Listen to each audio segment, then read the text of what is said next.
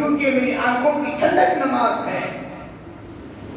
اور دوسری چیز، آج میں ہاتھ جوڑ کے کہتا ہوں، یہ جو ریڈی میڈ ملزمہ بھوک پیدا ہو گیا آج کل، اسلام میں برتھ ڈے حرام ہے، حرام، لیکن حرام تو تھا ہی، بعض ایسے نمونے جو آج عید میلاد کے موقع بول کر، عید میلاد کا نام دے کر ایک کیک کی شکل لاتے، اس کیک کے اوپر محمد رسول اللہ نعوذ باللہ نام لکھتے، اور کاٹنے والا جو ملک صاحب کی شکل لے کر آتا ہے۔ یاد رکھو، اسلام میں برتھ ڈے بھی حرام ہے، اس طرح کی حرکت کرنا بھی حرام ہے۔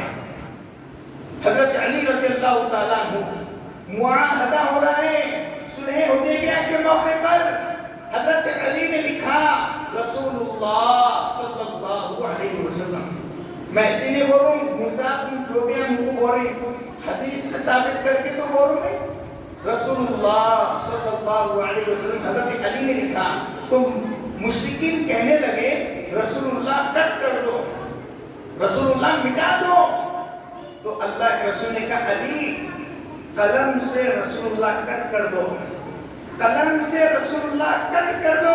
تو حضرت علی نے کہا اے اللہ کے رسول، جس پہ رسول اللہ لکھا جائے گردن کٹ سکتی ہے، آپ کا نام کٹ نہیں سکتا، گردن کٹ سکتی ہے، آپ کا نام نہیں کٹ سکتا۔ یہ خبیث، یہ بدبخت رسول اللہ کے نام پہ چاقو چلاتا ہے، تکلیف نہیں ہوتی؟ تو کس چیز کا عاشق کا اظہار ہو رہا ہے؟ اس لیے میرے بھائی، یہ عشق نہیں ہے۔ آج کے دور کے میں سچ کو اسلام کے غدار ہیں، جو اسلام کا میسج الٹا دے رہے ہیں۔ آج غیر قوم کیا سوچے گی؟ ان کے نبی کی پیدائش بھی تو ایسی حرکت کر رہے ہیں؟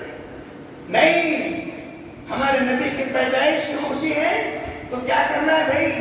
لاکھوں روپے کے خرچے کرنے کے بجائے کسی غریب کی مدد کرو۔ ہزاروں کا خرچہ ہوتا ہے معلوم؟ اگر میں جھوٹ بولوں، کسی ذمہ دار سے جا کے پوچھو، اچھا بھائی ڈیجے کا خرچہ کتنا آیا؟ 1.5 لاکھ روپے آیا۔ اچھا، وہ پھرانوں کے کتنے پیسے لگے؟ وہ جھنڈوں کے کتنے پیسے لگے؟ اے کاش کسی یتیم، کسی بیوہ، کسی مسکین، کسی لاوارث کی مدد کرتا، رب بھی خوش ہوتا، فرش پہ نبی بھی خوش ہوتا۔ کرنے کے کام کرو میرے بھائی۔ میں میلاد النبی کے خلاف نہیں بولا، میں میلاد کرنے سے منع نہیں کر رہا، بلکہ میں آپ کو بتا رہا ہوں شریعت ہماری کیا کہتی ہے، اللہ کے رسول کا کیا پیغام ہے۔ سب سے بڑے اقیم الصلاۃ، نماز قائم کرو۔ پہلے نماز بعد میں جھنڈے، پہلے نماز بعد میں پھرارے۔ ادھر اذان ہو رہی ہے، پھرار لگا کے پھر رہے، ادھر اذان ہو رہی ہے، ڈی جے لگا کے پھر رہے۔ میں خود اپنی آنکھوں سے دیکھا،